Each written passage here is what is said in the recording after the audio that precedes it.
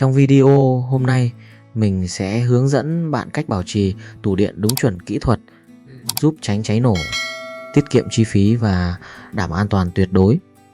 Tủ điện là trung tâm phân phối điện của toàn bộ tòa nhà. Từ thang máy, điều hòa, camera, tất cả đều phụ thuộc vào tủ điện. Khi tủ điện gặp sự cố, thang máy dừng, điều hòa ngưng, hệ thống phòng cháy chữa cháy có thể không hoạt động. Nói cách khác, tủ điện chính là trái tim của hệ thống kỹ thuật. Dưới đây là 4 nguyên nhân phổ biến gây cháy tủ điện.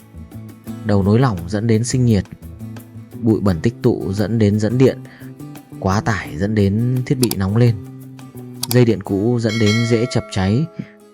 Đáng chú ý, lỗi đầu cốt lỏng chiếm hơn 50% các vụ cháy tủ điện.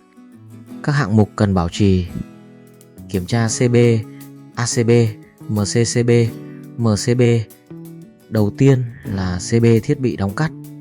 Kiểm tra đóng ngắt có mượt không, có dấu hiệu cháy, nóng không. Siết lại đầu dây. Nếu CB nóng bất thường cần xử lý ngay.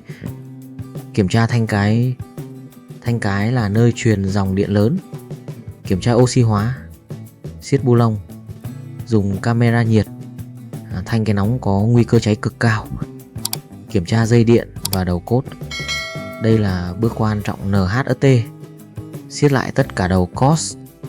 Kiểm tra dây nứt, cháy, thay dây hỏng. Chỉ cần một điểm lỏng dẫn đến sinh nhiệt gây cháy. Kiểm tra nhiệt độ và quạt tủ. Tủ điện phải luôn mát. Kiểm tra quạt. Vệ sinh lọc bụi. Đảm bảo nhỏ hơn 45C.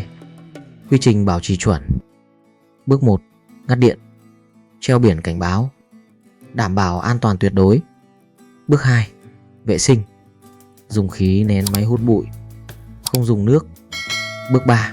Kiểm tra CB, dây, thanh cái, siết lại toàn bộ. Bước 4. Kiểm tra nhiệt. Dùng camera nhiệt, tìm điểm nóng. Bước 5. Test vận hành. Đóng điện lại. Kiểm tra dòng, áp. Những lỗi nguy hiểm cần tránh. Đây là những sai lầm cực kỳ nguy hiểm. Làm khi chưa ngắt điện, không siết đầu cốt, không kiểm tra nhiệt. Là một mình, chỉ một sai lầm có thể trả giá bằng tính mạng. Bảo trì tủ điện không chỉ là sửa chữa, mà là phòng ngừa rủi ro.